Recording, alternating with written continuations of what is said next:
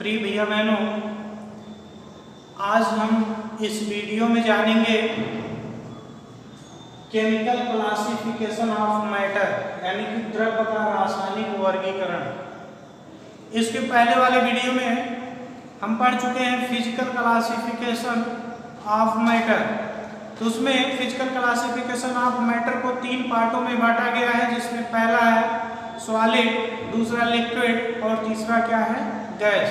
और उसमें बताया गया है कि सॉलिड को अगर से हम गर्म करते हैं, अगर पार्शियल नेचर ऑफ मैटर की बात किया जाए, तो अगर सॉलिड को हम गर्म करेंगे तो उसके मॉलिक्यूल्स आपस में दूर दूर जाते हैं, तो जिसके जो बाद में वो द्रवित हो जाते हैं और उसको और हीट करते हैं और गर्म करते हैं, फिर बाद में वो गैस में परिवर्तित हो जाते हैं। यदि गैस को हम पुनः ठंडा करें तो यानी कोल्ड करें तो पुनः जो है वो द्रवित हो जाता है, यानी कि द्रव में परिवर्तित हो जाता है। जबकि वहाँ पे द्रव को और कोल्ड किया जाए तो उस सॉलिड में परिवर्तित हो जाता है। तो उसके आगे आज हम यहाँ पे पढ़ेंगे क्लास 11 केमिस्ट्री में chapter 1 some basic concept of chemistry में। यहाँ पे अगला टॉपिक हमारा है केमिकल क्लासिफिकेशन ऑफ मैटर, द्रव्य का रासायनिक वर्गीकरण। द्रव्य का रासायनिक वर्गीकरण में यहाँ पर देखेंगे द्रव्य के रासायनिक उसको क्लासिफाइड करके बताया गया है, उसमें चार्ट बनवाया गया है। तो जिसमें देखेंगे तो प्योर सब्सटेंस यानी कि केमिकल क्लासिफिकेशन को प्योर सब्सटेंस यानी कि शुद्ध पदार्थ, और दूसरा जो कैटेगराइज में बांटा गया है, एक यहाँ पर एक फर्स्ट टाइप का, दूसरा जो है बांटा गया है कंपाउंड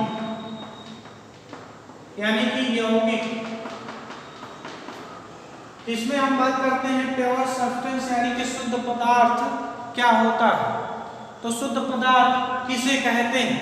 तो शुद्ध पदार्थ में देखेंगे जिन सामान्य पदार्थों का संगठन निश्चित और स्थिर होता है, जिन सामान्य पदार्थों का संगठन निश्चित और स्थिर होता है, ऐसे पदार्थ जो है यहाँ पर प्योर सब्सटेंस या शुद्ध पदार्थ कहलाते हैं। तो शुद्ध पदार्थ में देखेंगे सभी तत्व आते हैं। शुद्ध पदार्थ में सभी तत्व आते हैं, यानी कि कह सकते हैं एलिमेंट।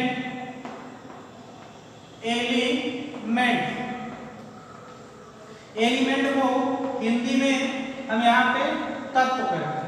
तो यहाँ पे शुद्ध पदार्थ में सभी जो है क्या आते हैं, एलिमेंट्स आते हैं। तो एलिमेंट्स क्या होते हैं? यहाँ पे एलिमेंट्स देखेंगे समान प्रकार या समान परमाणु क्रमांक से बने हुए, समान परमाणु या परमाणु क्रमांक से बने हुए पदार्थ को के परमाणुओं से बने हुए या पदार्थ को तत्व कहते हैं। कहने का मतलब एलिमेंट क्या होता है? समान परमाणुओं या समान परमाणु क्रमांकों वाले परमाणुओं से मिलकर के बने होते हैं, जिन्हें हम क्या कहते हैं, एलिमेंट, या उसको हिंदी में क्या कहते हैं, तत्व कहते हैं। तो एलिमेंट को हम 3 कैटेगरी में बांटा गया है, जिसमें देखेंगे जो एलिमेंट में पहला कैटेगरी बांटा गया है मेटल, और दूसरा देखेंगे नॉन मेटल, और उसके बाद देखेंगे मेटलॉइड्स।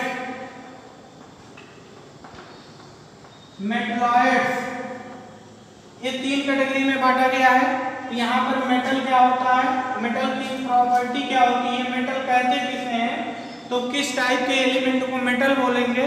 तो ध्यान देंगे यहाँ पे पीरियोडिक टेबल में बात की है, जितने भी एलिमेंट रखे गए हैं सभी मेटल्स नहीं हैं।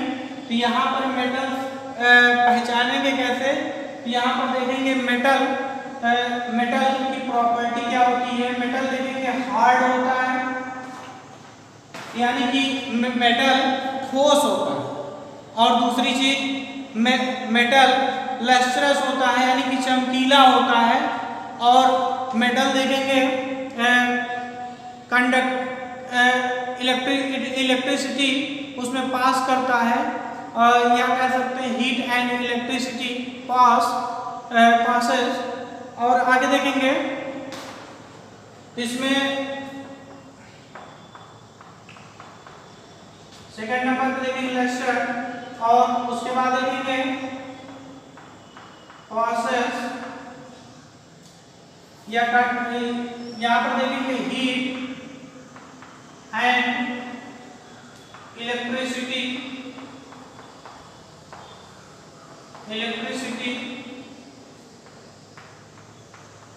प्रोसेस, इलेक्ट्रिसिटी पास करता है, यानी कि हीट एंड इलेक्ट्रिसिटी इसमें जो है पास होता है। जबकि यहाँ पर देखेंगे और यहाँ पे इसको डक्टाइल्स का मतलब होता है इसको पीट करके पतला किया जाए, जिसको हम तार के रूप में बनाते हैं। यानी कि ये सभी मेटल के प्रॉपर्टी हैं। तो मेटल देखेंगे हार्ड होते हैं, जो हिंदी में कहते हैं कठोर होते हैं, और लस्टर होते हैं यानी कि चमकीले होते हैं। और यहाँ पे देखेंगे हीट एंड इलेक्ट्रिसिटी पास होता है, यानी कि उसमें हीट और इलेक्ट्रिसिटी दोनों पास होता है। और यहाँ पर देखेंगे डक्टाइल्स, यानी कि उसमें उसको कोई भी पदार्थ को पीट करके उसको पतला करके उसको तार बनाया जाता है। तो इन सभी को हम मेटल कहते हैं।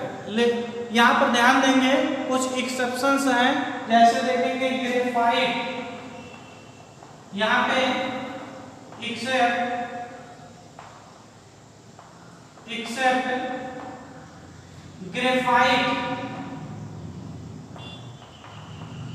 ग्रेफाइट देखेंगे, ग्रेफाइट कठोर होता है, उसमें इलेक्ट्रिसिटी पास होता है। जबकि देखेंगे यहाँ पर इसको मेटल के अंतर्गत नहीं रखते, यहाँ पर इसको जो है मेटल के अंतर्गत नहीं रखा जाता है। यहाँ पे अगर से ऐसी प्रॉपर्टी हमको नजर आता है तो हम वहाँ पर समझेंगे वो क्या है, मेटल। तो यानी कि मेटल यहाँ पे हम जान सकते हैं। तो अगला है हमारे यहाँ पे नॉन मेटल। नॉन मेटल देखेंगे जस्ट इसी का उल्टा होता है, यानी कि नॉन मेटल यहाँ पर क्या होता है, इसी का जस्ट उल्टा होता है। तो यानी कि यहाँ पर देखेंगे मेटल में क्या होता है, हार्ड, ये कठोर होता है। और जबकि देखेंगे यहाँ पर ये मेटल में कठोर होता है, जबकि इसमें क्या होता है, इसमें नहीं होता, इसमें नॉट, यानी कि हार्ड में यहाँ पर हार्ड ए नहीं होता। और देखेंगे लस्ट्रस, और यहाँ पर ये चमकीला होता है, जबकि देखेंगे ये चमकीला नहीं होता। यानी कि यहाँ पर मेटल चमकीला होता है और जबकि नॉन मेटल क्या होता है, चमकीला नहीं होता है। और इसमें देखेंगे मेटल में हीट और इलेक्ट्रिसिटी पास होता है, जबकि इसमें देखेंगे इसमें नहीं होता है। और डक्टाइल्स मतलब इसको पीट करके तार बनाया जा सकता है, जबकि इसको हम तार नहीं बना सकते हैं। तो क्योंकि अगर से नॉन मेटल को अगर से हम बहुत पीटते हैं, पीट करके देखते हैं वो खुरदुरा हो जाता है, तो ऐसे उसका जो तार नहीं बनता है वो खुरदुरा, यानी कि अगर जैसे उसको तोड़ेंगे तो अगर पीटेंगे तो छोटे छोटे टुकड़ों में वो बढ़ जाता है। तो जिसके कारण जिसको हम वहाँ पे यहाँ पर देखेंगे, इसको हम ऐसे कैरेक्टर्स हमको जहाँ पर मिलते हैं वो नॉन मेटल्स कहते हैं। और आगे है हमारा यहाँ पे मेटलाइट्स, यहाँ पे मेटलाइट्स।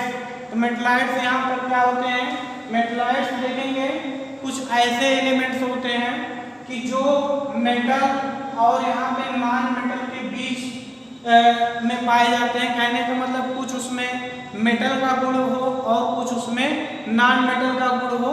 तो ऐसे कंडीशन जहाँ होते हैं उसको हम यहाँ पे मेटलाइट्स कहते हैं। तो यानी कि यहाँ पर मेटल और नॉन मेटल के कहा जाए, मेटल और नॉन मेटल के बीच का कड़ी है। जैसे बात किया जाए एग्जाम्पल में, जैसे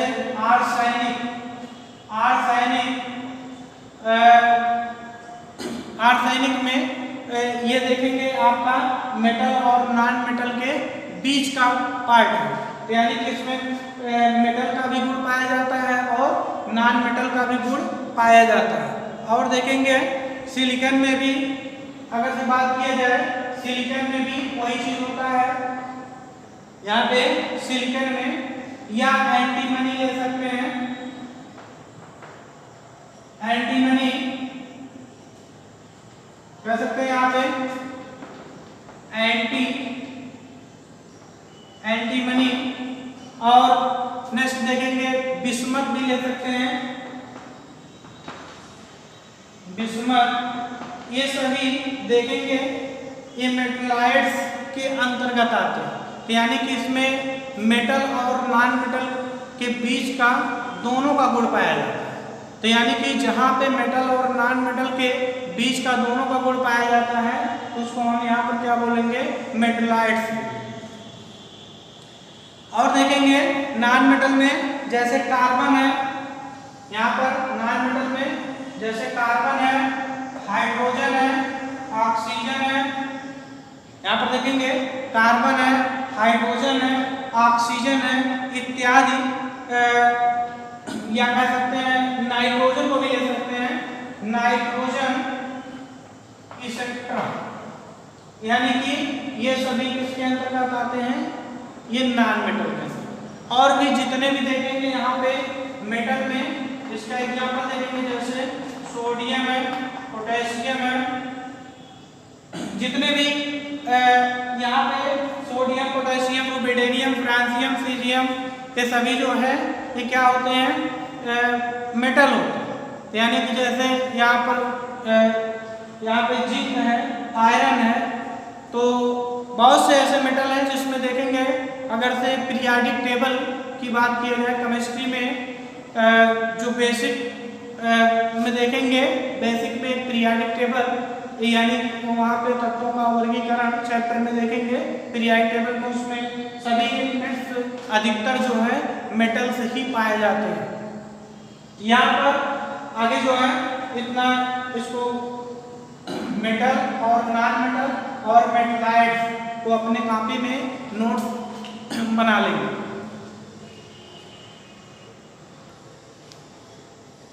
यहाँ पर देखेंगे अगला, यहाँ पर एक केमिकल क्लासिफिकेशन, तो यहाँ पर एक तो पहला सब्सटेंस में डिवाइड किया गया, दूसरा देखेंगे यहाँ पर एक कंपाउंड यानी कि यौगिक में क्लासिफाइड किया गया। यानी कि यहाँ पर देखेंगे तो कंपाउंड यानी कि यौगिक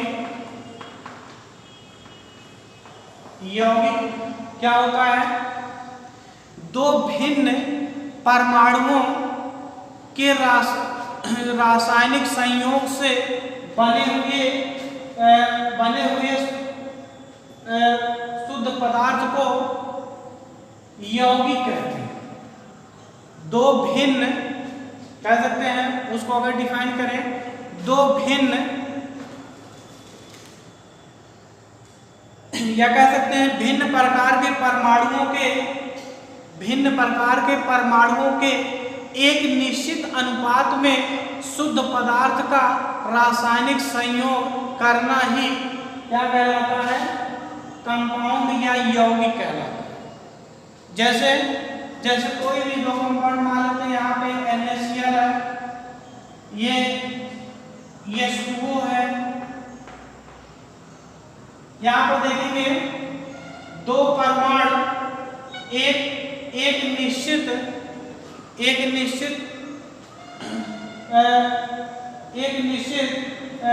संयोग से या निश्चित अनुपात में या स्थिर अनुपात में संयोग करके यहाँ पे NaCl और यहाँ पर देखेंगे H2O, यहाँ पर दो परमाणु हैं और एक निश्चित अनुपात में किसी रासायनिक संयोग द्वारा यहाँ पर बनते हैं, उसको हम यहाँ पर कंपाउंड या यौगिक कहते हैं। यानी कि यहाँ पे यौगिक को यहाँ पे क्लासिफाइड किया गया है दो पार्ट में। एक तो यहाँ पे इनऑर्गेनिक कंपाउंड, और दूसरा देखेंगे ऑर्गेनिक कंपाउंड। इनऑर्गेनिक कंपाउंड्स में ऐसे यौगिक आते हैं जो निर्जीव वस्तुओं से प्राप्त होते हैं, यानी कि वे पदार्थ, वे यौगिक जिनको निर्जीव वस्तुओं से प्राप्त किया जाता है। जैसे यहाँ पे देखेंगे रॉक्स हैं, मिनरल्स हैं, इत्यादि जगहों से प्राप्त किया जाता है, तो इसको हम इनऑर्गेनिक कंपाउंड कहते हैं। यहाँ पर जो जैसे रॉक्स, मिनरल्स,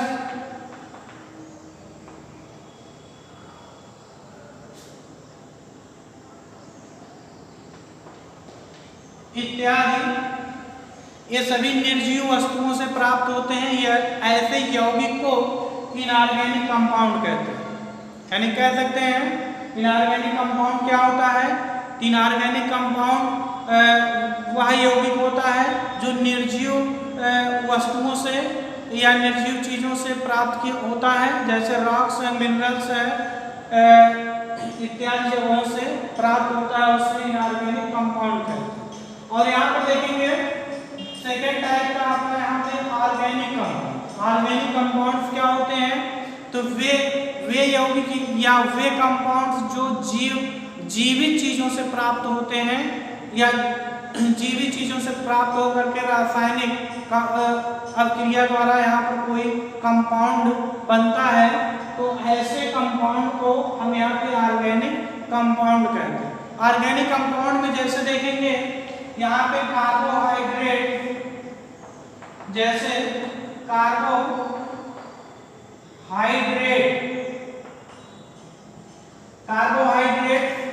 ऑयल्स, फैट्स,